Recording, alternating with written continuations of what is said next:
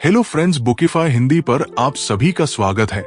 आज हम बात करने वाले हैं the 7 habits of highly effective people by Stephen Covey book के बारे में। रात के करीब 11 बजे थे। अर्णव अपनी बालकनी में बैठा था, हाथ में एक कप चाय और सामने टेबल पर रखी थी एक किताब, the 7 habits of highly effective people. आज उसने दिन भर की टेंशन के बाद सोचा कि कुछ ऐसा पढ़ा जाए जो माइंड सेट चेंज कर सके वो अपनी जिंदगी में। कुछ फ्रस्ट्रेटेड फील कर रहा था। ऑफिस में हर कोई उससे आगे निकल रहा था, हर कोई अपनी लाइफ में कुछ ना कुछ अचीव कर रहा था और वो बस एक एवरेज एम्प्लॉय बनकर रह गया था। चीजें उसके कंट्रोल में नहीं लग रही थी और उसे लग रहा था कि जैसे उसकी लाइफ किसी और के हाथ में है। उसने किताब खोली और पहला लेसन पढ़ना शुरू किया। भी प्रोएक्टिव लोग अपनी लाइफ की रिस्पांसिबिलिटी खुद लेते हैं। वो उन चीजों पर फोकस करते हैं जो उनके कंट्रोल में है, बजाय उन चीजों के जो उनके कंट्रोल में नहीं है। अर्णव को ये लाइन अजीब लगी।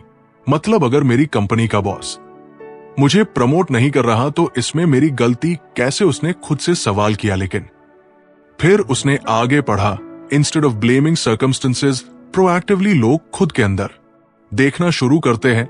वो खुद से पूछते हैं, what can I do to change my situation? They focus on their circle of influence rather than their circle of concern. Arun ने कुछ सोचा। वह अक्सर अपनी प्रॉब्लम्स के लिए दूसरों को ब्लेम करता था, कभी बॉस, कभी कंपनी, कभी अपने लक को। लेकिन क्या सच में उसने कभी सोचा था कि वो खुद क्या कर सकता है? लेट्स टेस्ट दिस, उसने खुद से कहा। अगली सुबह वो यूजुअल रूटीन में ऑफिस पहुंचा, हर दिन की तरह। आज भी बॉस की डांट पड़ी क्योंकि वह किसी डेडलाइन मिस कर चुका था। पहले की तरह वह माइंड में बॉस को कोस सकता था, अपने लक को ब्लेम कर सकता था। लेकिन आज उसने कुछ अलग किया। उसने खुद से पूछा, what can I do to change this? वो अपनी सीट पर बैठा और सोचने लगा कि उसकी प्रोडक्टिविटी इतनी लो क्यों है। धीरे धीरे उसे समझ आने लगा कि वो रिएक्टिव होकर जी रहा था। वो सिर्फ प्रॉब्लम को देखता था लेकिन सॉल्यूशंस पर फोकस नहीं करता था।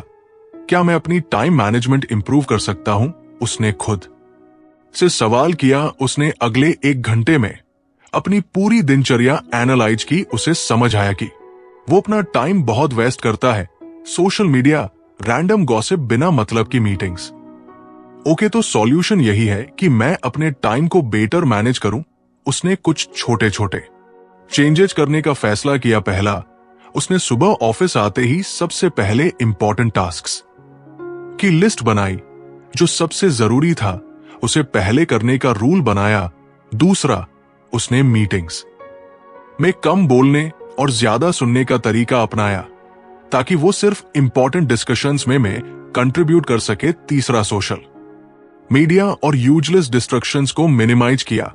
उसने अपने फोन में एक ऐप लगा ली जो उसे ट्रैक करने लगी कि वो कितना टाइम कहां बर्बाद कर रहा है। अब उसे कुछ डेज तक वेट करना था कि ये छोटे छोटे बदलाव उसकी लाइफ में क्या इफेक्ट डालते हैं। 3 हफ्ते बाद अर्णव को एक चेंज फील हुआ। उसकी परफॉर्मेंस इंप्रूव हो रही थी, बॉस की कंप्लेंट्स कम हो गई थी और सरप्राइजिंगली उसी बॉस ने एक दिन उसकी तारीफ भी कर दी। Good work Arnav, you are improving. पहली बार उसे लगा कि वो अपनी लाइफ को खुद कंट्रोल कर सकता है। वो अब चीजों के होने का इंतजार नहीं कर रहा था बल्कि एक्टिवली चेंज ला रहा था। उसी रात उसने फिर से किताब खोली और सोचा, अगर पहला हैबिट इतना इंपैक्टफुल था तो बाकी हैबिट्स कैसे होंगे? अर्णव को पहली बार लगा कि उसकी लाइफ में कुछ कंट्रोल आ रहा है। बी प्रोएक्टिव अपनाने के बाद उसने चीजों को डिफरेंटली देखना शुरू किया था। अब वो सिर्फ रिएक्ट नहीं कर रहा था बल्कि कॉन्शियसली डिसीजंस ले रहा था। लेकिन फिर भी उसे लग रहा था कि कुछ मिसिंग है। उसने अपनी जॉब में कुछ इंप्रूवमेंट तो कर ली थी, लेकिन क्या यही उसका एंड गोल था? क्या उसे पूरी जिंदगी बस एफिशिएंसी इंप्रूव करने में लगानी थी? उसने अपनी कंपनी में बड़े बड़े मैनेजर्स को देखा। कई सालों की मेहनत के बाद भी वो स्ट्रेस्ड और अनहैप्पी लगते थे। अगर यही उसकी अंतिम डेस्टिनेशन था तो क्या वह सच में इस रास्ते पर जाना चाहता था? उस रात फिर से किताब खोली। इस बार अगला लेसन था begin with the end in mind before you take action and vision your ultimate goal. What do you truly want in life? What legacy do you want to leave behind? Arnav कुछ confuse हुआ and goal legacy अभी तो मेरी जिंदगी सही से चल भी नहीं रही. मैं इतने बड़े सवालों के बारे में कैसे सोचूं? लेकिन फिर उसने सोचा, अगर आज से 20 साल बाद वो अपनी जिंदगी को पीछे मुड़कर देखेगा तो उसे क्या दिखेगा? उसने किताब में आगे पढ़ा, एक व्यक्तिगत मिशन स्टेटमेंट बनाए जो आपके उद्देश्य, मूल्य और लंबी अवधि की दृष्टि को परिभाषित करता है. मिशन स्टेटमेंट उसने खुद से कहा जैसे कंपनीज की होती है. फिर उसने सोचा, क्यों ना अपनी लाइफ को भी एक कंपनी की तरह देखा जाए. अगर कंपनीज को बिना विजन के नहीं चलाया जा सकता तो एक इंसान अपनी लाइफ बिना विजन के कैसे चला सकता है? किताब में एक एक्सरसाइज थी, अपने अंतिम संस्कार में आप क्या करेंगे? People are gathered to talk about your life, what do you want them to say about you? ये पढ़ते ही अर्णव के रोंगटे खड़े हो गए. अगर आज मेरी जिंदगी खत्म हो जाती तो लोग क्या कहते? He was a hard working employee, always met his deadlines. नहीं, उसे इससे कुछ बड़ा चाहिए था. अगर आपको हमारी फ्री समरी अच्छी लगती है तो आप हमारे चैनल को सब्सक्राइब कर सकते हैं, हमारी मेंबरशिप खरीद सकते हैं या हमें यूपीआई के थ्रू सपोर्ट कर सकते हैं. अब समरी पर वापस चलते हैं. उसने अपनी डायरी निकाली और लिखना शुरू किया. मैं चाहता हूं कि लोग कहें कि अर्णव ने अपनी जिंदगी सिर्फ सर्वाइवल में नहीं बिताई, बल्कि उसने सच में कुछ क्रिएट किया, कुछ ऐसा जिससे लोगों को इंस्पिरेशन मिले. मैं चाहता हूं कि मेरी लाइफ सिर्फ एक पे चेक के पीछे भागने की कहानी ना हो, बल्कि एक मीनिंगफुल इंपैक्ट की कहानी हो. अब सवाल था मुझे सच में क्या चाहिए? अर्णव ने सोचा वो क्या करना चाहता था. क्या वो हमेशा एक कॉर्पोरेट जॉब में रहना चाहता था या उसके अंदर कुछ और करने की इच्छा थी? उसने अपनी ओल्ड मेमोरीज को रिवाइंड किया. उसे लिखने का शौक था. बचपन में वह स्टोरीज लिखा करता था, लेकिन जैसे जैसे बड़ा हुआ प्रैक्टिकल लाइफ में वो ड्रीम पीछे छूट गया. क्या मैं सच मैं अपनी राइटिंग को परसू कर सकता हूं? पहले तो ये थॉट अनरियलिस्टिक लगा. राइटिंग में पैसा कहां था? लेकिन फिर उसने किताब की एक और लाइन पढ़ी, अपने वर्तमान परिस्थितियों पर आधारित अपने आप को सीमित ना करें. Envision what you truly want and then align your actions accordingly. उसने एक डिसीजन लिया, वो अपनी लाइफ को सिर्फ जॉब तक लिमिट नहीं करेगा, वो राइटिंग को सीरियस लेगा. उसने अपनी डायरी में लिखा, my mission is to create stories that inspire people. मैं चाहता हूं कि मेरे वर्ड से लोगों की जिंदगी में कुछ पॉजिटिविटी आए. अब सवाल था, मैं अपनी डेली लाइफ को इस विजन के साथ कैसे अलाइन करूं? अभी उसकी लाइफ का पूरा फोकस जॉब पर था. वो पूरा दिन ऑफिस में बिताता, फिर घर आकर थक कर सो जाता. अगर उसे राइटिंग को अपनी लाइफ का पार्ट बनाना था तो उसे कुछ चेंजेस करने थे. 1 टाइम ब्लॉक फॉर राइटिंग. उसने डिसाइड किया कि रोज सुबह 1 घंटा सिर्फ राइटिंग के लिए रखेगा. भले ही ये मुश्किल हो, लेकिन अगर वो सीरियस था तो उसे ये करना होगा.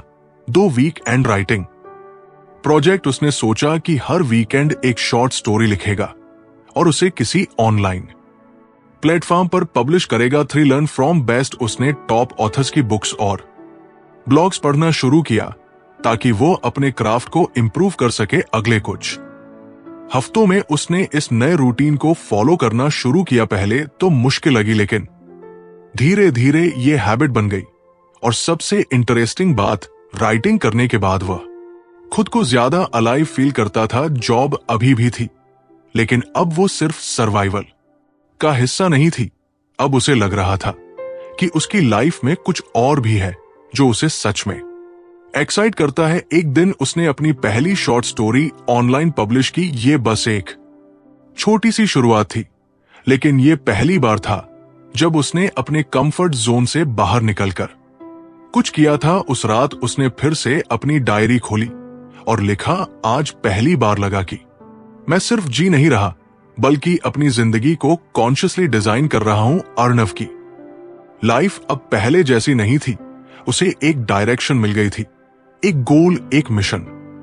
राइटिंग सिर्फ एक हॉबी नहीं रह गई थी, बल्कि उसकी आइडेंटिटी बनने लगी थी। लेकिन जैसे जैसे वो इस नए पैशन में घुसता जा रहा था, वैसे वैसे उसे एक नई प्रॉब्लम महसूस हो रही थी। टाइम ऑफिस का वर्कलोड बढ़ता जा रहा था, डेडलाइंस टाइट हो रही थी। घर आते ही वो इतना एग्जॉस्ट हो जाता कि राइटिंग के लिए एनर्जी ही नहीं बचती थी।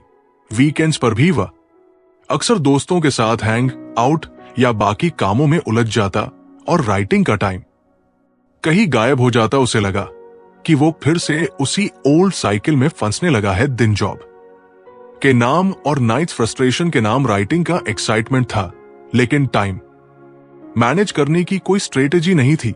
एक रात जब वो बालकनी में बैठा था, उसने किताब के अगले लेसन को खोला। पहली चीजें पहले, प्रभावी व्यक्ति कार्यों को प्राथमिकता देते हैं, इंपॉर्टेंस रात देन अर्जेंसी। अर्णव को लगा कि ये लाइन उसके लिए ही लिखी गई थी। उसने खुद से पूछा, क्या मैं अपनी लाइफ में सच में इंपॉर्टेंट चीजों को प्रायोरिटी कर रहा हूं या सिर्फ अर्जेंट चीजों के पीछे भाग रहा हूं?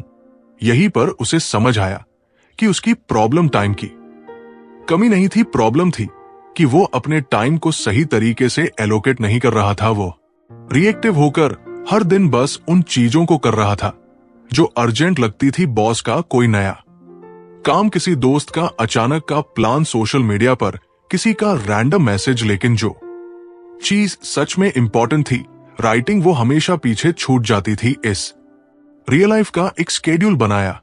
इस बार उसने काम को 2 कैटेगरी में डिवाइड किया। अर्जेंट और इंपॉर्टेंट। अर्जेंट टास्क्स वे थे जिन्हें तुरंत अटेंशन चाहिए थी, meetings, deadlines, emergency emails. Important tasks वे थे जो उसकी लॉन्ग टर्म ग्रोथ से जुड़े थे, writing, learning, new skills, fitness और डीप वर्क। फिर उसने खुद से एक सिंपल सवाल पूछा, अगर मैं अपनी लाइफ को अपने वैल्यूज और गोल्स के हिसाब से डिजाइन करूं तो मेरा स्केड्यूल कैसा दिखेगा? पहली चीज जो उसने की वह थी मॉर्निंग का पहला आवर सिर्फ राइटिंग के लिए रिजर्व करना। वो जानता था कि दिन भर की केस में राइटिंग पीछे छूट सकती थी, लेकिन अगर उसने इसे सुबह सबसे पहले कर लिया तो कोई भी डिस्ट्रक्शन इसे रोक नहीं पाएगा। दूसरी चीज, उसने एक टेक्निक अपनाई, टाइम ब्लॉकिंग। अब हर चीज के लिए एक फिक्स्ड टाइम था। ऑफिस के काम के लिए डेडिकेटेड टाइम, सोशल लाइफ के लिए अलग टाइम और राइटिंग के लिए अनस्टेबल टाइम ब्लॉक। तीसरी चीज, उसने नो कहना सीख लिया। पहले वो हर चीज के लिए अवेलेबल रहता था। किसी दोस्त ने अचानक बुला लिया, कोई रैंडम काम आ गया, सोशल मीडिया पर कुछ डिस्ट्रैक्ट कर दिया। अब उसने सीखा कि हर चीज जरूरी नहीं होती। अगर कुछ उसके मिशन के खिलाफ जा रहा था तो उसने उसे मना करना शुरू कर दिया। पहले कुछ दिन मुश्किल लगे, दोस्तों को लगा कि वह अवॉइड कर रहा है, बॉस को लगा कि वो कम एक्सेसिबल हो गया है। लेकिन धीरे धीरे उसने महसूस किया कि उसकी लाइफ ज्यादा कंट्रोल्ड और पीसफुल हो गई है। अब उसके पास राइटिंग के लिए टाइम था। वो रोज कुछ कुछ लिखता और वीकेंड्स पर लंबी राइटिंग सेशंस रखता। 1 महीने बाद उसने महसूस किया कि उसकी प्रोडक्टिविटी कई गुना बढ़ चुकी थी। अब वो रैंडम काम करने के बजाय प्रायोरिटी बेस्ड डिसीजंस ले रहा था। एक दिन जब उसने अपनी दूसरी शॉर्ट स्टोरी पब्लिश की तो उसे एक ईमेल आई है, Arnav, I read your story and it was amazing, I could really connect with it, looking forward to more. ये उसका पहला रीडर था जिसने उसे डायरेक्टली मैसेज किया था। पहली बार उसे लगा कि उसकी राइटिंग किसी को इंपैक्ट कर रही है। उसने उस रात अपनी डायरी में लिखा, अब मैं सिर्फ बिजी नहीं हूं, मैं सही चीजों में बिजी हूं। अर्णव की लाइफ में धीरे धीरे बदलाव आ रहा था। अब वो सिर्फ रैंडम काम नहीं कर रहा था, बल्कि प्रायोरिटी और फोकस के साथ अपने गोल्स को अचीव करने की कोशिश कर रहा था। उसका टाइम मैनेजमेंट इंप्रूव हो गया था और राइटिंग भी एक हैबिट बन चुकी थी। लेकिन एक चीज अभी भी उसे परेशान कर रही थी, उसके रिश्ते, चाहे वो ऑफिस में हो या पर्सनल लाइफ में। वह महसूस करने लगा था कि कई बार लोग उससे नाराज रहते थे।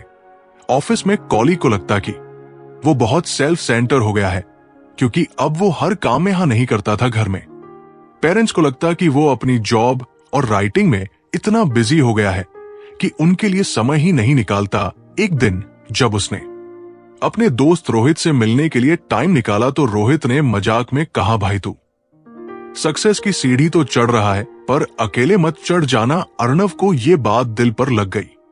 क्या सच में वो अपनी ग्रोथ के चक्कर में बाकी लोगों से दूर होता जा रहा था? उसी रात जब उसने किताब खोली तो अगला लेसन था, think win win, true success not about winning over others but about creating situations where every wins. Arnav को पहली बार एहसास हुआ कि उसने हमेशा सक्सेस को एक कंपटीशन की तरह देखा था, जैसे ऑफिस में प्रमोशन का मतलब था कि कोई और पीछे रह जाए, राइटिंग में आगे बढ़ने का मतलब था कि उसे बाकी चीजों को इग्नोर करना पड़े। लेकिन क्या सच में हर चीज जीरो सम गेम होती है? उसने अपनी लाइफ को एनालाइज किया। ऑफिस में उसने देखा कि कई बार वो खुद ही अननेसेसरी कंपटीशन क्रिएट करता था।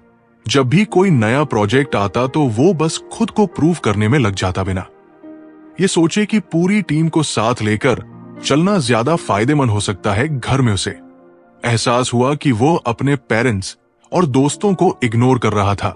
उसे लगता था कि अगर वो उनके लिए टाइम निकालेगा तो उसके पर्सनल गोल्स सफर करेंगे, लेकिन शायद ऐसा नहीं था। What if success is not about me versus them but me with them? अगले ही दिन उसने एक नया अप्रोच अपनाने की सोची। ऑफिस में जब एक नया प्रोजेक्ट असाइन हुआ तो उसने पहली बार अपनी टीम के साथ ओपन डिस्कशन की पहले वो हर चीज अकेले करने की कोशिश करता था, लेकिन इस बार उसने कॉन्शियसली टीम मेंबर्स की स्ट्रेंथ को देखा और काम बांटना शुरू किया। अच्छा, उसे एहसास हुआ कि जब टीम एक साथ काम करती है तो रिजल्ट्स बेहतर आते हैं। ना सिर्फ प्रोजेक्ट स्मूथली चला, बल्कि पहली बार उसके कॉलीग ने उसकी तारीफ की कि वो एक अच्छे टीम प्लेयर की तरह एक्ट कर रहा है। Arnav, it's great to work with you this way. पहले हम सबको लगता था कि तुम सिर्फ खुद के लिए काम करते हो, but this is a good change, एक कॉलीग ने कहा। यह सुनकर अर्णव को खुशी हुई। घर पर भी उसने एक छोटा बदलाव किया। पहले जब उसके पेरेंट्स या दोस्त उसे टाइम देने को कहते तो वो हमेशा एक एक्सक्यूज बना लेता, लेकिन अब उसने कॉन्शियसली उनके साथ टाइम स्पेंड करना शुरू किया। रात के खाने के बाद उसने अपने पापा के साथ बैठकर उनके पुराने कॉलेज के किस्से सुने और उसे पहली बार लगा कि उसने कितना कुछ मिस किया था। धीरे धीरे उसने एक नया माइंडसेट डेवलप करना शुरू किया। अगर मैं ग्रो कर रहा हूं तो मुझे दूसरों को भी साथ लेकर चलना चाहिए। फिर एक दिन उसे एक बड़ा मौका मिला। उसकी राइटिंग अब धीरे धीरे लोगों तक पहुंच रही थी। एक छोटी पब्लिशिंग कंपनी ने उसकी कहानियों में इंटरेस्ट दिखाया और उसे एक ऑफर दिया। वो उनकी वेबसाइट के लिए रेगुलर कंटेंट लिख सकता था, लेकिन इसका मतलब था कि उसे अपने ऑफिस के काम को भी बैलेंस करना होगा। पहले वाला अर्णव शायद तुरंत हाँ कह देता और फिर खुद को ओवरबर्डन कर लेता, लेकिन अब उसने सोचा, how can this be a win win? उसने अपने बॉस से डिस्कस किया कि अगर उसे कुछ फ्लेक्सिबल स्केड्यूल मिले तो वो ऑफिस के काम को और एफिशिएंटली मैनेज कर सकता है। बदले में वो कंपनी के लिए इंटरनल ब्लॉग्स और क्रिएटिव कंटेंट लिख सकता है जो कंपनी की ब्रांडिंग में हेल्प करेगा। पहले तो बॉस ने सोचा कि ये सिर्फ एक एक्सक्यूज है, लेकिन जब अर्णव ने अपने आइडियाज शेयर किए और बताया कि कैसे ये कंपनी के लिए भी बेनिफिशियल होगा, तो सरप्राइजिंगली बॉस ने उसकी बात मान ली। साउंड्स इंटरेस्टिंग अर्णव, अगर तुम कंपनी के लिए भी कुछ वैल्यूएबल कंटेंट क्रिएट कर सकते हो तो तुम्हें फ्लेक्सिबल मिल सकती है। Let's try it for a month, boss ने कहा। ये उसकी पहली नेगोशिएशन थी जहां उसने सिर्फ अपने फायदे के बारे में नहीं सोचा, बल्कि दोनों पक्षों के लिए बेस्ट सॉल्यूशन खोजा। उस रात उसने अपनी डायरी में लिखा, अब मुझे समझ आ रहा है कि असली सक्सेस तब होती है जब सिर्फ मैं ही नहीं बल्कि मेरे साथ बाकी लोग भी जीते। अर्णव को अब धीरे धीरे एहसास हो रहा था कि असली सक्सेस सिर्फ इंडिविजुअल अचीवमेंट से नहीं आती, बल्कि रिलेशनशिप्स और कम्युनिकेशन को सही तरीके से मैनेज करने से भी मिलती है। उसने थिंक विन विन के जरिए कोलैबोरेशन और म्यूचुअल बेनिफिट को समझा, लेकिन एक चीज अभी भी मिसिंग थी, असली कनेक्शन। वो अब भी कई बार आर्गुमेंट में फंस जाता था, खासकर ऑफिस में। जब भी कोई डिसएग्रीमेंट होता तो वो अपनी बात समझाने की जल्दी में रहता, बजाय इसके कि सामने वाले की बात को पूरी तरह सुने। उसे लगता था कि अगर वो लॉजिकल है और सही बोल रहा है तो लोग नेचुरली उसकी बात मान लेंगे। लेकिन ऐसा होता नहीं था। घर पर भी कुछ सिमिलर इश्यूज थे। उसके पापा जब भी कोई एडवाइस देते तो उसे लगता कि वो आउटडेटेड सोच रहे हैं। वो अपनी बात साबित करने में लग जाता, लेकिन कभी ये समझने की कोशिश नहीं करता कि उनके नजरिए से चीजें कैसी दिख रही है। एक दिन जब उसने the 7 habits of highly effective people को फिर से खोला तो अगला लेसन था, सबसे पहले समझने की कोशिश करो, फिर समझे जाने की कोशिश करो। ज्यादातर लोग सुनने की कोशिश नहीं करते, वे सुनने की कोशिश करते हैं ताकि वे उत्तर दे सके। अर्णव ने ये लाइन 2 बार पढ़ी। उसे लगा कि ये उसके ऊपर पूरी तरह फिट बैठ रही थी। वो खुद को एक अच्छा कम्युनिकेटर समझता था, लेकिन क्या वो सच में दूसरों को समझने की कोशिश कर रहा था या फिर बस जवाब देने की जल्दी में था। अगले कुछ दिनों तक उसने खुद को ऑब्जर्व किया। जब भी कोई उससे बात करता, वो अपने दिमाग में रिप्लाई तैयार करने लगता, बजाय इसके कि सामने वाले की पूरी बात सुने। अब उसने एक नया एक्सपेरिमेंट करने का सोचा। वो पहले पूरी तरह से सुनने की कोशिश करेगा, बिना इंटरप्ट किए, बिना जज किए। पहला मौका ऑफिस में ही मिला। एक दिन उसकी टीम में एक जूनियर विकास उसके पास आया और बोला, भाई मुझे लगता है कि हमारे प्रोजेक्ट की स्ट्रेटेजी में कुछ इशू है। पहले वाला अर्णव तुरंत अपना डिफेंस मोड ऑन कर देता, नहीं स्ट्रेटेजी सही है, तुम शायद पूरी तरह समझे नहीं हो। लेकिन इस बार उसने कॉन्शियसली खुद को रोक लिया। उसने पूछा, क्या इशू लग रहा है तुम्हें? विकास ने कुछ हिचकिचाहट के बाद समझाना शुरू किया कि कैसे उनकी स्ट्रेटेजी लॉन्ग टर्म में इफेक्टिव नहीं होगी और कुछ इंप्रूवमेंट्स हो सकते हैं। पहली बार अर्णव ने खुद को सिर्फ सुनने पर फोकस करते हुए पाया, बिना बीच में टोकने, बिना काउंटर आर्गुमेंट देने। जब विकास ने अपनी बात पूरी कर ली, तब अर्णव ने सोचा, शायद ये सच में एक वैलिड पॉइंट है, तुम्हारी बात में दम है। अर्णव ने कहा, चलो इस पर कुछ और सोचते हैं और कुछ मॉडिफिकेशन करते हैं। विकास का चेहरा ब्राइटन। एक्सपेक्ट नहीं किया था कि अर्णव उसकी बात को इतनी सीरियसली लेगा।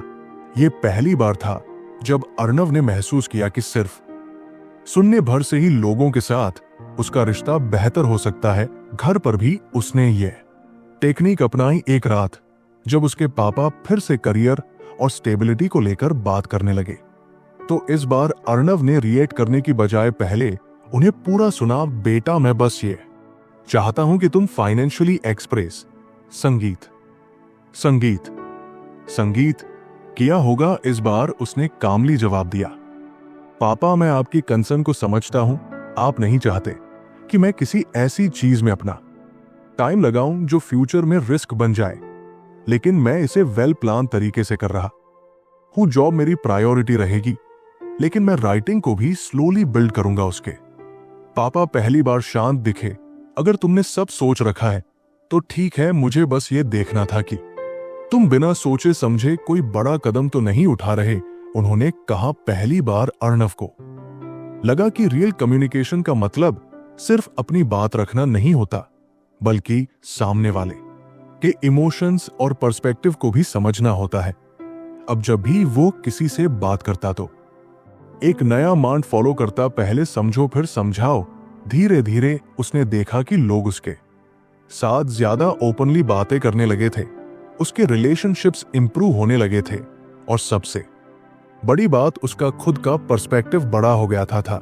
उस रात उसने अपनी डायरी में लिखा, पहले मैं सोचता था कि कम्युनिकेशन का मतलब होता है खुद को एक्सप्रेस करना। अब समझ आ रहा है कि असली कम्युनिकेशन तब होता है जब मैं पहले दूसरे इंसान को पूरी तरह समझो। अर्णव की जिंदगी अब पहले जैसी नहीं थी। उसने the 7 habits of highly effective people से बहुत कुछ सीखा था। प्रोएक्टिव क्लियरिटी, प्रायोरिटीजेशन, कोलैबोरेशन और एम्पैथेटिक लिसनिंग। लेकिन असली सवाल यह था, क्या ये सब असल जिंदगी में उसे पूरी तरह बदल पाएगा?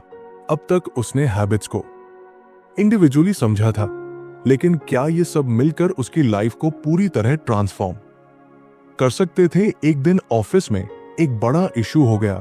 उनकी कंपनी का एक इंपॉर्टेंट क्लाइंट डील से पीछे हट रहा था। मैनेजमेंट ने पूरी टीम को अर्जेंट मीटिंग के लिए बुलाया। हमारे पास दो ऑप्शंस है, बॉस ने कहा, या तो हम अग्रेसिव नेगोशिएशन करें और क्लाइंट को किसी भी तरह रोकें, या फिर हम इसे जाने दें और नए क्लाइंट्स पर फोकस करे। पूरी टीम हीटेड डिस्कशन में लग गई। कोई कह रहा था कि फोर्सफुल नेगोशिएशन करनी चाहिए, कोई कह रहा था कि एज में डिग्निटी मेंटेन करनी चाहिए।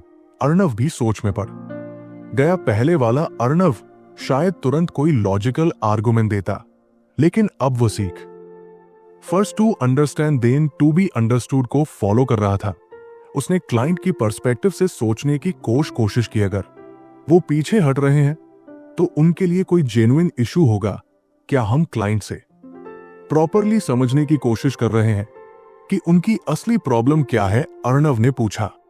बॉस ने चौंक कर उसे देखा। मतलब हम सिर्फ अपनी तरफ से सोच रहे हैं। शायद उन्हें कोई फाइनेंशियल या स्ट्रेटेजिक इशू हो। क्या हमने उनसे एम्पैथेटिकली बात करने की कोशिश की? बॉस ने कुछ देर सोचा और फिर अर्णव से कहा, तुम्हें क्या लगता है एच में कैसे अप्रोच करना चाहिए? अर्णव ने सजेस्ट किया कि एक मीटिंग सेटअप की जाए जहां वे क्लाइंट की कंसर्न्स को पहले समझने की कोशिश करें, फिर सॉल्यूशन प्रपोज करें। अगले दिन क्लाइंट के साथ मीटिंग हुई। जब टीम ने पहले उनकी कंसर्न सुनी तो पता चला कि उनका बजट कट गया था और वे डील अफोर्ड नहीं कर सकते थे। तो क्या यह परमानेंट डिसीजन है? अर्णव ने पूछा। नहीं, लेकिन अभी के लिए हमें रोकना पड़ेगा, क्लाइंट ने कहा। अगर हम आपको कुछ फ्लेक्सिबल पेमेंट ऑप्शन दें और कुछ कस्टमाइजेशन करें तो क्या आप डील रिकंसीडर करेंगे? क्लाइंट ने सोचा और बोला, अगर ऐसा हो सकता है तो हम इंटरेस्टेड होंगे। मीटिंग खत्म होते ही बॉस ने अर्णव की तरफ देखा। This was smart. हम अग्रेसिव टैक्टिक्स अपना सकते थे, लेकिन शायद क्लाइंट फिर कभी वापस नहीं आता।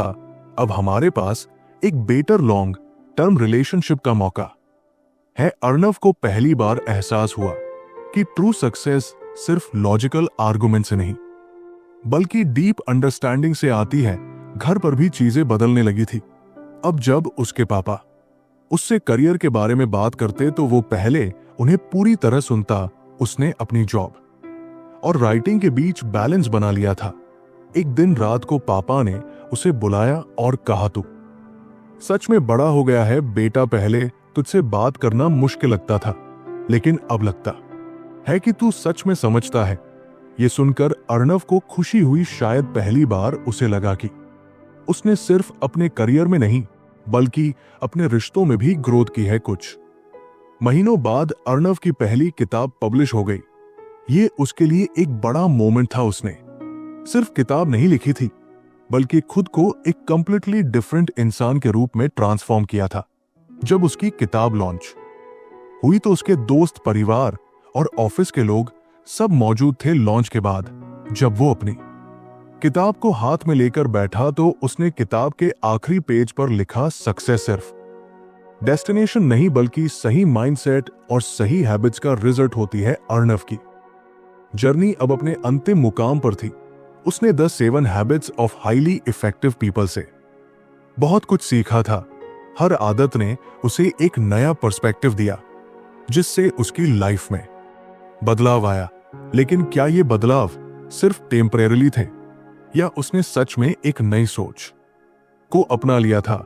आज जब वो अपनी पहली किताब के लॉन्च इवेंट में बैठा था तो उसके दिमाग में पिछले कुछ महीनों की यादें घूम रही थी। ये सफर आसान नहीं था, लेकिन हर स्टेप पर उसने कुछ सीखा था। भी प्रोएक्टिव जिम्मेदारी खुद लो। पहली चीज जो उसने सीखी थी वो थी बी प्रोएक्टिव। अपनी जिंदगी की जिम्मेदारी खुद उठाना। पहले वो हमेशा एक्सटर्नल सिचुएशंस को ब्लेम करता था, कभी ऑफिस, कभी फैमिली एक्सपेक्टेशन, कभी टाइम की कमी। लेकिन जब उसने समझा कि वो खुद चूज कर सकता है कि किसी सिचुएशन पर कैसे रिएक्ट करना है, तो चीजें बदल गई। अब जब भी कोई चैलेंज आता वो एक्सक्यूज नहीं बनाता, बल्कि सॉल्यूशंस ढूंढता। यही माइंड सेट चेंज उसकी ग्रोथ का पहला कदम था। Begin with the end in mind स्पष्ट लक्ष्य तय करो। इसके बाद उसने begin with the end in mind को अपनाया। पहले वो बिना किसी क्लियर गोल के काम करता था, लेकिन फिर उसने अपने लॉन्ग टर्म ऑब्जेक्टिव्स डिफाइन किए। उसने खुद से पूछा, मैं आखिर चाहता क्या हूं? जब उसने एक पर्सनल मिशन स्टेटमेंट लिखा तो उसे क्लैरिटी मिली। उसे समझ आया कि वो सिर्फ जॉब में सरवाइव करने के लिए नहीं, बल्कि राइटिंग को अपने पैशन के रूप में ग्रो करने के लिए मेहनत कर रहा है। उसने छोटे छोटे स्टेप्स बनाए और धीरे धीरे अपनी डायरेक्शन सेट की। पुट फर्स्ट थिंग्स फर्स्ट, जरूरी चीजों को प्राथमिकता दो। जब गोल्स क्लियर हो गए तो अगला स्टेप था पुट फर्स्ट थिंग्स फर्स्ट, जो सबसे जरूरी है उसे पहले करो। पहले वो रैंडम चीजों में टाइम वेस्ट करता था, लेकिन अब उसने अपनी प्रायोरिटी सेट की। उसने सीखा कि अर्जेंट काम हमेशा इंपॉर्टेंट नहीं होते और इंपॉर्टेंट काम हमेशा अर्जेंट नहीं होते। उसने अपनी एनर्जी और टाइम को स्मार्टली मैनेज करना शुरू किया। राइटिंग, जॉब और पर्सनल लाइफ के बीच बैलेंस बनाना उसके लिए आसान हो गया। थिंक विन विन सबके लिए, फायदेमंद समाधान खोजो। धीरे धीरे उसने ये भी समझा कि सक्सेस सिर्फ कंपटीशन नहीं है, सब साथ मिलकर आगे बढ़ सकते हैं। थिंक विन विन ने उसे सिखाया कि म्यूचुअल बेनिफिट को प्राथमिकता देना ज्यादा बेहतर होता है। ऑफिस में जब उसने अपनी टीम को इवॉल्व करना शुरू किया तो टीम वर्क इंप्रूव हुआ। घर में जब उसने अपने पेरेंट्स के पर्सपेक्टिव को समझा तो उनके साथ उसका बंध मजबूत हुआ। Seek first to understand then to be understood, पहले समझो फिर समझाओ। लेकिन सबसे बड़ा बदलाव तब आया जब उसने seek first to understand then to be understood को अपनाया। पहले वो हमेशा अपनी बात साबित करने की कोशिश करता था, लेकिन अब उसने एम्पैथेटिक लिसनिंग को अपनाया। इस बदलाव से उसकी रिलेशनशिप्स में गहरा फर्क पड़ा। ऑफिस में जब उसने जूनियर कॉलीग की बातें सुनी तो उनका कॉन्फिडेंस बढ़ा। घर में जब उसने अपने पापा को पहले समझने की कोशिश की तो उनकी एक्सपेक्टेशन और फियर्स उसे ज्यादा क्लियर हुए। अंतिम बदलाव एक नई सोच। अब जब अर्नव अपनी किताब को हाथ में लिए लॉन्च इवेंट में बैठा था तो उसे एहसास हुआ कि उसने सिर्फ हैबिट्स नहीं सीखी थी, उसने खुद को ट्रांसफॉर्म किया था। जब लोगों ने उससे पूछा तुम्हारी सबसे बड़ी सीख क्या रही तो उसने मुस्कुराकर जवाब दिया, सक्सेस सिर्फ डेस्टिनेशन नहीं बल्कि सही माइंडसेट और सही हैबिट्स का रिजल्ट होती है। ये उसकी जर्नी का अंत था, लेकिन एक नए सफर की शुरुआत भी। अर्नव अपनी किताब के लॉन्च इवेंट में बैठा, चारों तरफ उसके दोस्त, परिवार और ऑफिस के लोग थे। स्टेज पर उसकी पहली किताब रखी थी, एक ऐसी किताब जिसे लिखने का सपना उसने बहुत पहले देखा था, लेकिन अब जाकर पूरा हुआ था। वो सोचने लगा कि अगर उसने the 7 habits of highly effective people नहीं पढ़ी होती तो शायद आज वो यहां नहीं होता। किताब ने उसे सिर्फ बेहतर इंसान बनने में मदद नहीं की थी, बल्कि उसे खुद को समझने और जिंदगी को नए नजरिए से देखने का तरीका सिखाया था। उसने उन आदतों को सिर्फ पढ़ा नहीं बल्कि अपनी जिंदगी में उतारा और उन पर अमल किया। पहला सबक था भी प्रोएक्टिव, अपनी जिंदगी की जिम्मेदारी खुद लेना। पहले जब भी कोई दिक्कत आती वो बाहरी चीजों को ब्लेम करता था, कभी टाइम की कमी, कभी दूसरों की एक्सपेक्टेशंस। लेकिन फिर उसने सीखा कि असली बदलाव तब आता है जब हम हालात को दोष देने की बजाय उन पर अपना कंट्रोल लाने की कोशिश करते हैं। उसने छोटे छोटे बदलाव करने शुरू किए, अपने रिएक्शंस को कंट्रोल करना, अपने इमोशंस पर काम करना और हर सिचुएशन को एक अपॉर्चुनिटी की तरह देखना। दूसरा सबक था begin with the end in mind, यानी जिंदगी में स्पष्टता लाना। पहले वो बस हर दिन को जैसे तैसे निकाल रहा था, लेकिन फिर उसने सोचा आखिर मैं करना क्या चाहता हूं। उसने एक पर्सनल मिशन स्टेटमेंट लिखा जिसमें उसकी वैल्यूज, गोल्स और लॉन्ग टर्म विजन था। यह स्टेटमेंट उसे हर दिन रिमाइंड कराता कि उसे किस डायरेक्शन में बढ़ना है। अब उसके पास सिर्फ सपने नहीं थे, बल्कि उन्हें पूरा करने का एक प्लान भी था। जब डायरेक्शन क्लियर हो गई तो अगला चैलेंज था सही प्रायोरिटी सेट करना। पुट फर्स्ट थिंग्स फर्स्ट ने उसे सिखाया कि सिर्फ अर्जेंट चीजों पर नहीं बल्कि इंपॉर्टेंट चीजों पर फोकस करना जरूरी है। पहले वो छोटी छोटी चीजों में उलझ जाता था, जिससे उसकी राइटिंग और सेल्फ ग्रोथ के लिए टाइम ही नहीं बचता था। लेकिन जब उसने अपनी प्रायोरिटी सेट की तो उसने जाना कि सही प्लानिंग और टाइम मैनेजमेंट से हर काम को बैलेंस किया जा सकता है। धीरे धीरे उसने समझा कि जिंदगी सिर्फ पर्सनल सक्सेस के बारे में नहीं है, बल्कि ये इस बारे में भी है कि हम दूसरों के साथ कैसे इंटरेक्ट करते हैं। थिंक विन ने उसे सिखाया कि कंपटीशन से ज्यादा कोलैबोरेशन जरूरी है। जब उसने दूसरों के साथ काम करने के नए तरीके अपनाए तो उसने देखा कि कैसे एक पॉजिटिव माइंडसेट से रिश्ते और भी मजबूत हो सकते हैं। लेकिन सबसे बड़ा बदलाव तब आया जब उसने seek first to understand then to be understood पर काम किया। पहले वो हर कन्वर्सेशन में अपनी बात साबित करने की कोशिश करता था, लेकिन अब उसने एम्पैथेटिक लिसनिंग को अपनाया। उसने दूसरों की फीलिंग्स, इमोशंस और पर्सपेक्टिव्स को समझना शुरू किया। इससे उसकी रिलेशनशिप्स और भी बेहतर हुई, घर पर, ऑफिस में और दोस्तों के साथ।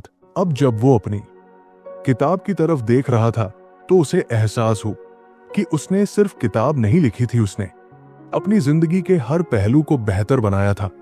ये सफर सिर्फ प्रोफेशनल सक्सेस तक सीमित नहीं था, बल्कि एक ऐसे इंसान बनने का था जो अपनी जिंदगी को बेहतर समझता था, जो अवेयर था और जो खुद को और दूसरों को समझने की कोशिश करता था।